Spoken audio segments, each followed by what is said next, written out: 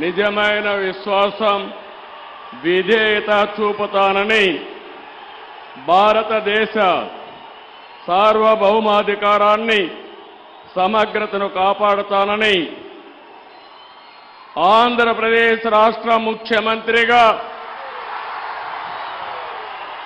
నా కర్తవ్యాలను శ్రద్ధతో అంతఃకరణ శుద్ధితో నిర్వహిస్తానని భయం గాని పక్షపాతం గాని రాగద్వేషాలు గాని లేకుండా రాజ్యాంగాన్ని శాసనాలను అనుసరించి ప్రజలందరికీ న్యాయం చేకూరుస్తానని దైవ సాక్షిగా ప్రమాణం చేస్తున్నాను. నేను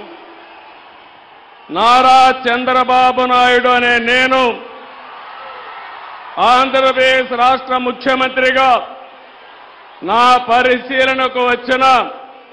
లేదా నాకు తెలియవచ్చిన ఏ విషయాన్ని నా కర్తవ్యాలను సక్రమంగా నిర్వహించేందుకు అవసరమైన మేరకు తప్ప ప్రత్యక్షంగా గాని పరోక్షంగా గాని ఏ వ్యక్తికి